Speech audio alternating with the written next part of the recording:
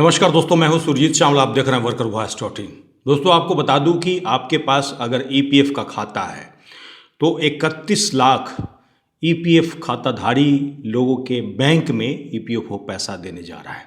कितना पैसा देगा, उसका क्या प्रोसेस होगा और उस पैसा को देने के बाद खाता क्यों बंद किया जाएगा, इस पूरी जानकारी को आज हम काफ़ी सिंपल तरीका से जानेंगे, जिससे कि आप तमाम ईपीएफ खाता धारकों को इसका लाभ मिल सके। तो आइए हम इसको स्टेप बाय स्टेप करके जानते हैं। दोस्तों, आपको बता दूं कि ईपीएफओ के द्वारा 31,68,000 खातों में तकरीबन 11,000 करोड़ रुपया जमा राशि है, जिसको उनके मेंबर्स को ईपीएफओ के द्वारा वापस किया जाएगा। इसमें 7 लाख ऐसे खाते हैं जिसमें कि 1,000 रुपया से कम अमाउंट है। आप पूछेंगे ईपीएफओ के द्वारा ये कदम क्यों उठाया जा रहा है, तो इसके बारे में आपको बता दूं कि पिछले कई वर्षों से जिनके खाते निष्क्रिय पड़े हुए हैं, उसमें आपका पैसा जमा हुआ है, वो पैसे वापस करने जा रहा है। और इसके लिए क्या प्रक्रिया होगी, कितना पैसा है टोटल, कितने लोगों को कब तक वापस किया जाएगा, ये पूरी जानकारी देने जा रहे हैं। साथ ही आपको ये भी बताएंगे कि जिन खाता धारकों की मृत्यु हो चुकी है उनके नॉमिनी को पैसा कैसे मिलेगा। दोस्तों, आपको बता दूं कि बैंकों की तरह ही ईपीएफओ के द्वारा भी आपके ईपीएफ खाते को बंद कर दिया जाता है अगर 3 साल तक वो निष्क्रिय पड़ा हुआ है।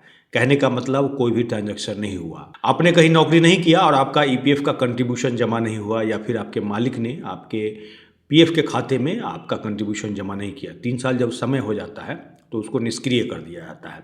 और ईपीएफओ विभाग के द्वारा बताया जा रहा है कि 31,86,000 ऐसे ईपीएफ खाते हैं जो कि पिछले कई वर्षों से निष्क्रिय पड़े हुए हैं, और ईपीएफओ के द्वारा इन्हीं खाते के असली रकमदार को पहचान कर उनके पैसे को वापस करना है। उसके बाद इन खातों को बंद कर दिया जाएगा जब आपका पैसा आपको दे दिया जाएगा। पहले चरण में बताया जा रहा है कि 7,11,000 खातेदारों का पहचान करके उनके बैंकों का पता करके ईपीएफओ के द्वारा उनका पैसा वापस करेगा, जबकि दूसरे चरण में 25 लाख निष्क्रिय खाताधारकों की पहचान कर आसान प्रक्रिया से उनको पैसा वापस लौटाया जाएगा। कहने का मतलब 7,11,000 जमाकर्ताओं को ये खुद से उनके बैंक खाते में पैसा देंगे, और बाकी जो 25 लाख है उसमें आसान प्रक्रिया आपको दिया जाएगा आवेदन वगैरह करने के लिए। उसके बाद आपका पैसा लौटाया जाएगा। जमाकर्ताओं की बचत राशि ईपीएफओ के द्वारा निष्क्रिय खातों पे वापस किया जा रहा है ताकि उनका बोझ कम किया जा सके, क्योंकि होता क्या है, उसको भी मेंटेन करना पड़ता है।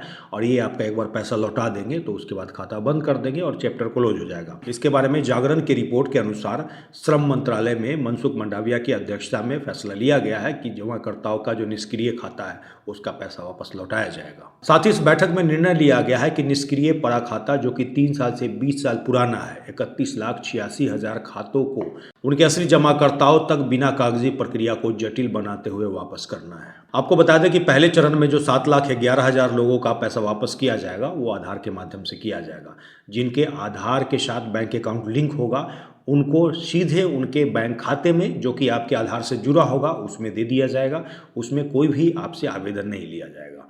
और बताया जा रहा है दूसरे चरण में सिंपल आवेदन की प्रक्रिया की जाएगी, जिसमें बहुत सारे ऐसे जमाकर्ता होंगे जिनकी मृत्यु हो चुकी होगी, और उनके नॉमिनी वगैरह का जो प्रूफ वगैरह है वो ले करके तब उनके बैंक खाते में पैसा दिया जाएगा। आपको बता दें कि ईपीएफओ के द्वारा ये पैसा इसलिए वापस किया जा रहा है क्योंकि आरबीआई ने ये पहल किया है कि जिनका भी खाता निष्क्रिय पड़ा हुआ है उन खाताधारकों का पहचान करके उनका पैसा वापस लौटाया जाए। और आपको जानकर काफ़ी हैरानी हुई कि ये जो पैसा है 30 करोड़ 52 लाख रुपया है, जो कि आने वाले समय में ईपीएफ खाताधारकों को लौटाया जाएगा जिनका खाता निष्क्रिय पड़ा हुआ है। ऐसे में आप में से बहुत सारे ऐसे कर्मचारी होंगे जिन्होंने कहीं नौकरी किया होगा, उसके बाद पीएफ का खाता भूल गए होंगे।